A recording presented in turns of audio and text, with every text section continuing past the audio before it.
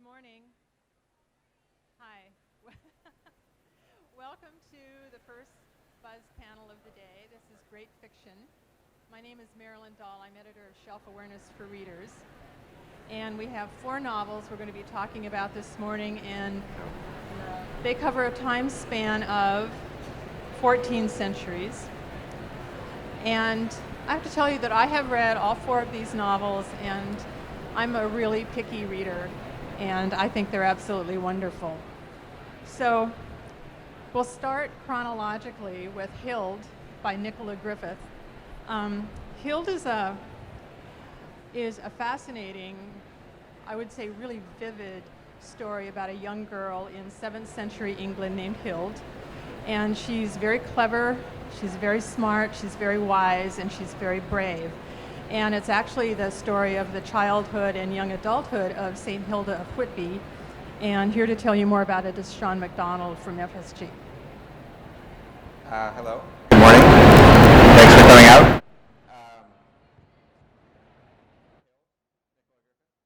I have worked with Nicola for over a decade now, and she was working with me on a series of hard-boiled lesbian crime novels, and she was under contract for the 4th one, and you know, deadlines came and went, and she basically disappeared on me, which is not so unusual with authors.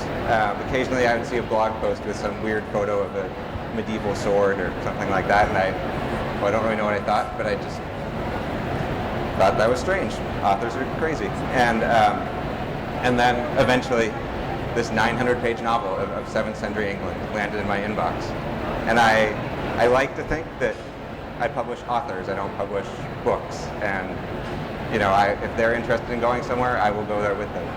And I was worried that I had met my match for that, you know, that concept. But open-minded, I jumped in, started reading, and I don't really know what I knew exactly before I went in, but somewhere along the lines I kind of lost touch with reality and was thrilled. I was, you know, all those words, I was overwhelmed, enthralled, and raptured, and essentially I thought, this is it. This is the next Game of Thrones. It's this sprawling epic fantasy novel, and Jonathan Galassi is going to be thrilled with me. We just have to make her dad a dragon, throw in a direwolf, and you know, fantastic. Call me later, I'll be on the FSG jet to Bermuda. But of course I had to talk to Nicola about this. And she slowly broke it to me that Hild was a historical figure, that her dad was not a dragon, that all of this was based on reality. And I can only imagine her conversation at home with Kelly, her wife, later. You know, Sean seemed to really love it. I don't know if he understood it, but he seemed to really like it, which is probably a conversation that happens more than I care to think about. But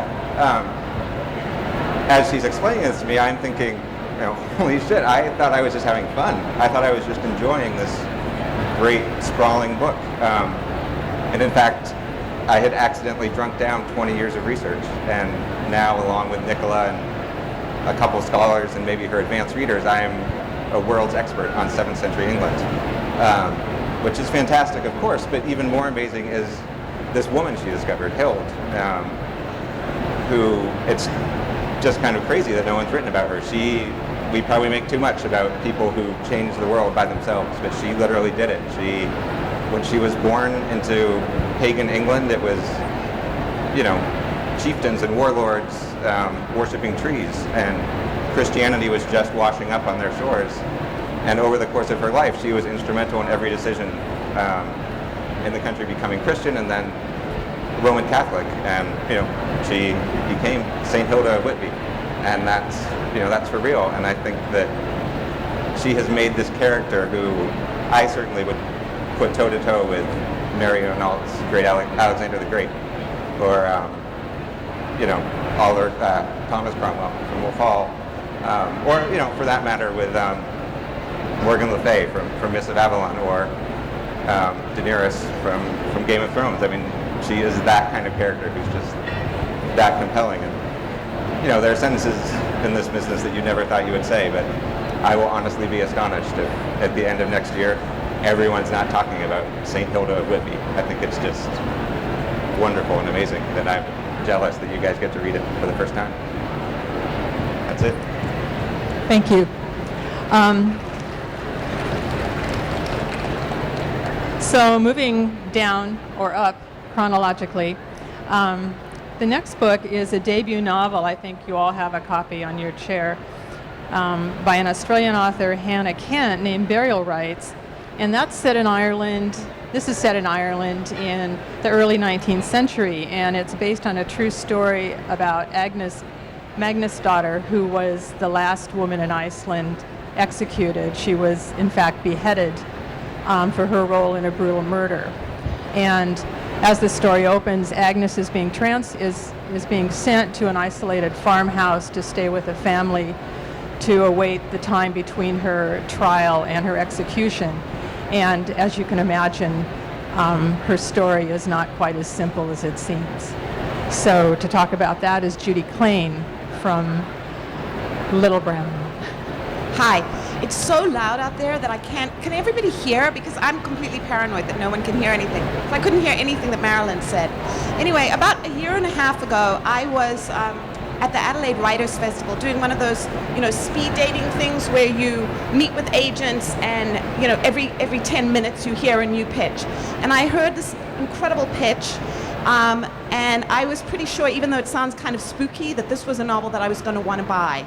And so the story was this young writer, Hannah Kent, who, when she was a high school student of 17, went as an exchange student to Iceland because, as she said, she was a girl who had never seen snow.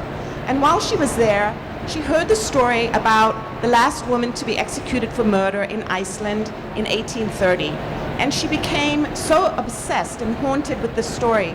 She thought about it for 10 years, and finally she was sort of compelled to write a novel about it. Agnes was one of 3 people who was convicted of brutally killing 2 people. One of them was the man she was in love with. And the question was, did she do it? And if she did do it, then why? So she is sent, and this is based on real events, Agnes is sent to a farm because there were no prisons in Iceland at this time, so they would send the condemned prisoners to go and live on farms and work with a family. So she's sent to live on a farm with a family, this district officer, his wife, and his 2 daughters. And at first, of course, this family don't want to have anything to do with her. She's a convicted murderer. And it's this very, very, very close, precarious existence. They're slaughtering animals, they're making blood sausage. They're living basically in one room that is separated by hemp curtains. And they're all sort of in this together. But gradually, what happens is there is a priest who is brought to the farm to hear her confession and to guide her to redemption. And as she begins to tell the story to him of what happened, we begin to understand the truth behind this brutal murder.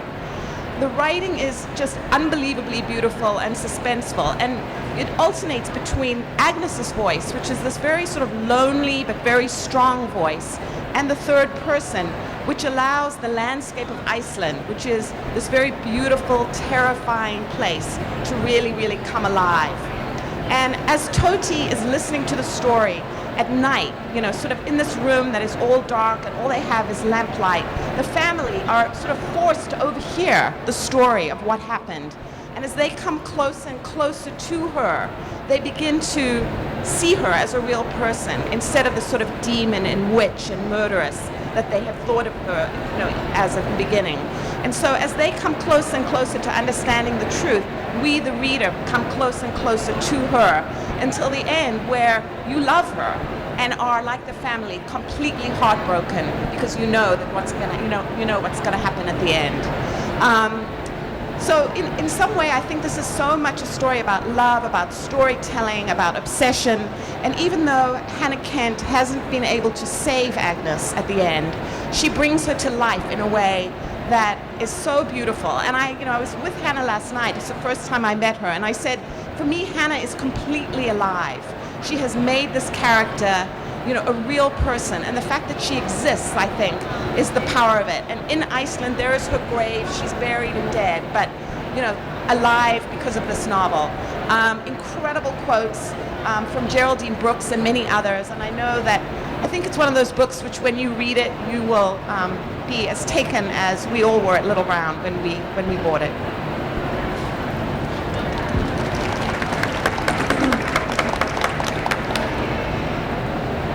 So the next book, Necessary Errors, is set in Prague in 1990 at the crossroads or the intersections between capitalism and communism. And I was in Prague at that time, and that was a time when just being in Prague made you want to wear black and start smoking if you didn't already smoke, and write poetry. The more melancholy, the better. And I have to say that Caleb Crane has absolutely nailed the time and the place in this novel about expatriates living in Prague in the 1990s. So Alison Lorenzen from Penguin is going to tell you more. Hi, I'm here to talk about Necessary Errors by Caleb Crane. From the moment Caleb's novel landed on my desk, I knew it was a book that I had to publish. I long admired Caleb's nonfiction writing in the New Yorker, in the New York Review of Books, in the New York Times Book Review, and his novella, Sweet Grafton, which the literary magazine M+1 had published some years before, still remains one of my most cherished works of contemporary fiction. But what I found when I began to read Caleb's novel was an entirely new voice of a writer who I already cherished. He captured Prague at the brink of the revolution in such an amazing way. The book is an old-fashioned novel of an American abroad, and it's an epic of friendship, of romance, and ambition. It's a novel that combines the pleasures and trials of everyday life with the monuments of politics and art. As Marco Rata, founding editor of M+1 and the author of the memoir The Scientist, puts it, Necessary Errors is the ambassadors for the generation that came of age with the downfall of the Soviet Union. The novel begins in October of 1990 and follows a young man named Jacob Putnam, who's young and he's full of ideas.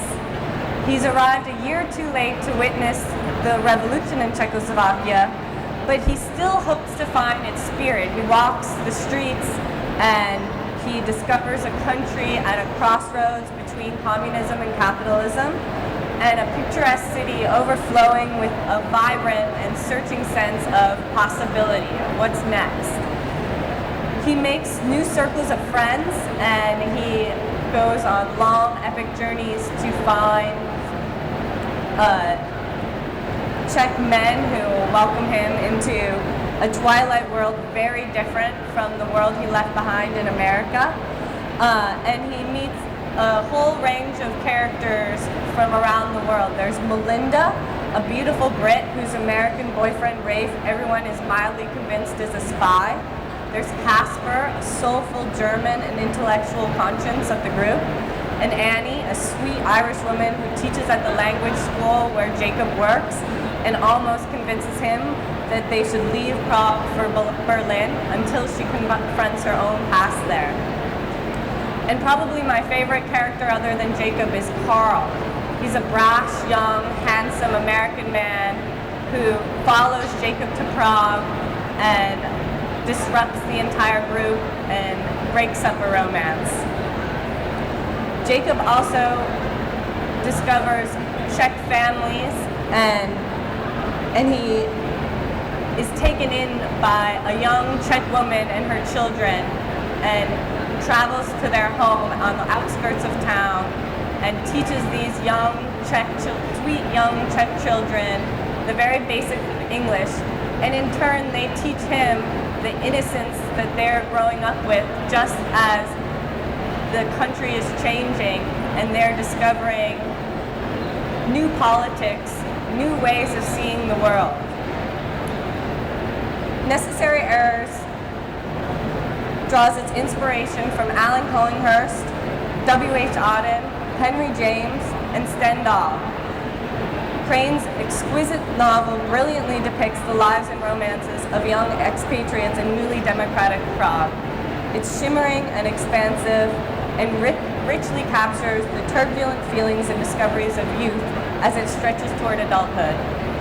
The chance encounters that grow into lasting, unforgettable experiences, the surprises of our first ventures into a foreign world, and the treasure of living in Prague during an era of historic change. We've received amazing quotes, including one from Chad Harbach, author of The Art of Fielding, who called it a tender, insightful, and immersive novel. Publishers Weekly has said that Crane reinvents the novel of the innocent abroad, and it's so full of the kind of conversations shared by intelligent, earnest young people everywhere. Library Journal says Crane delights and surprises with every paragraph. And one of my favorites is from John Jeremiah Sullivan, who says, "This novel sounds like nothing else happening now in American fiction."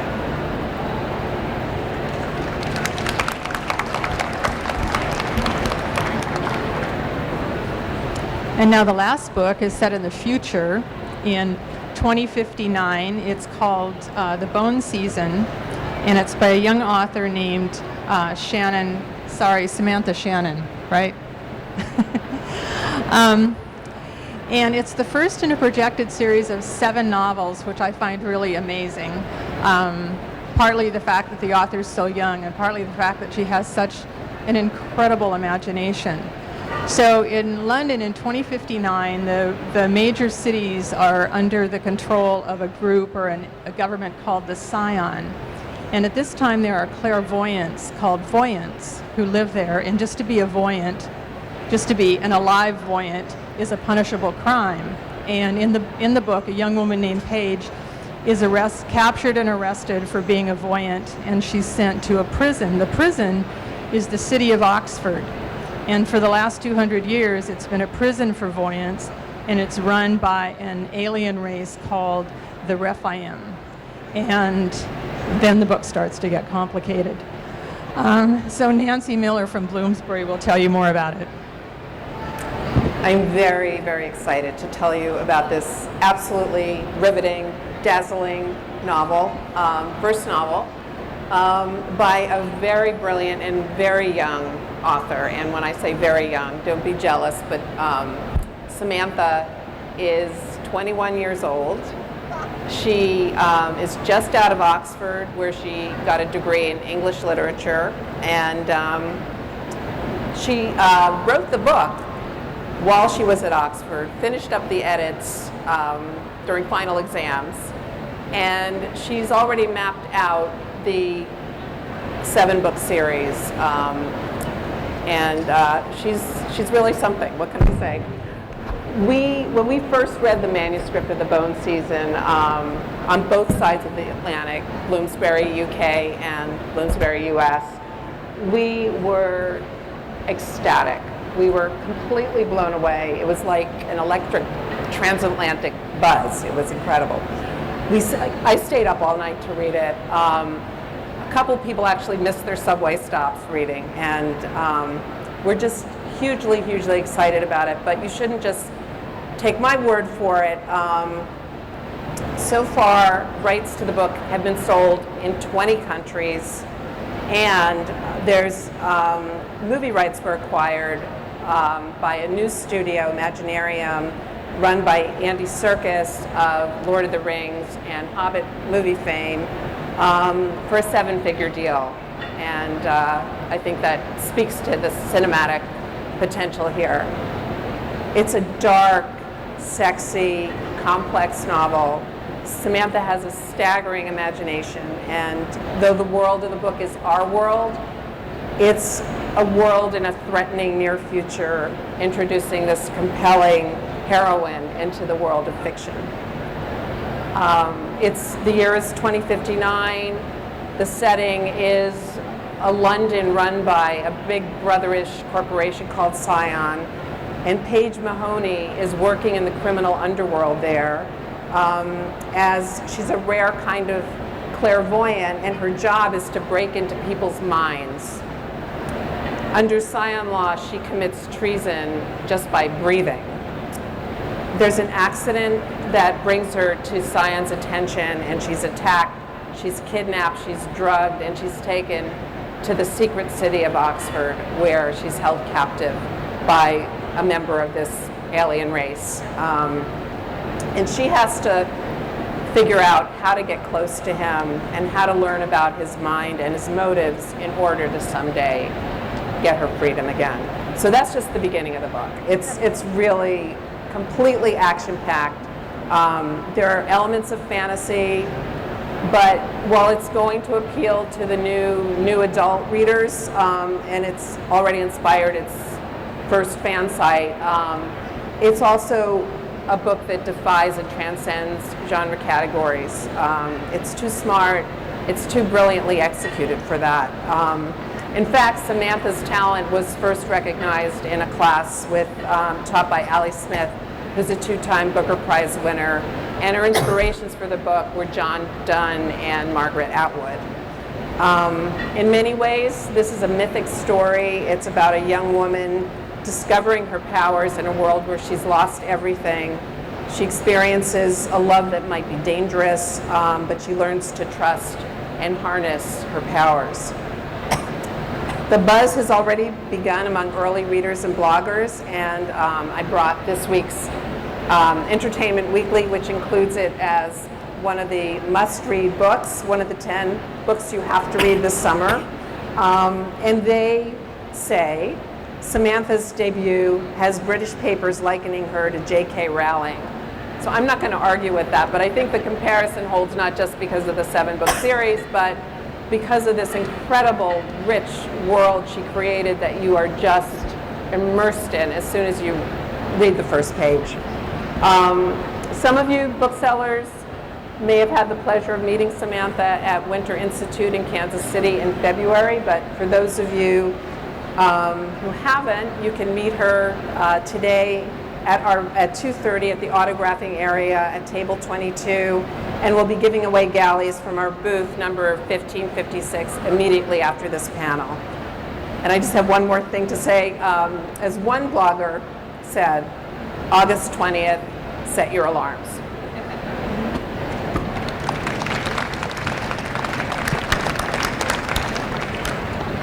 I like the Harry Potter comparison, although it's a little more sexy than Harry Potter. You know, alien human love. One of the things that struck me about the 4 books here is that 3 of them are about women. 3 of them are written by women, and you know, there's been a lot of, I guess, controversy about the number of books that are reviewed that are all written by men.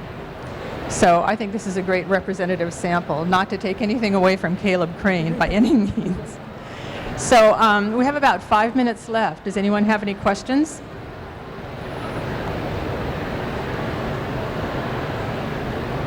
Okay.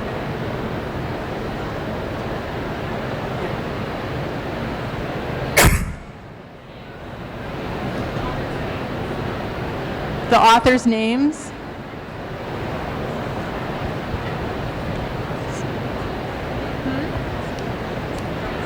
Oh, I'm sorry. Okay, the books are Hild by Nicola Griffiths, that's from Farrar Straus, and Burial Rites by Hannah Kent, that should be on your chairs, from Little Brown, and Necessary Errors by Caleb Crane from Penguin, and The Bone Season by Samantha Shannon from Bloomsbury. I have one question for Nancy.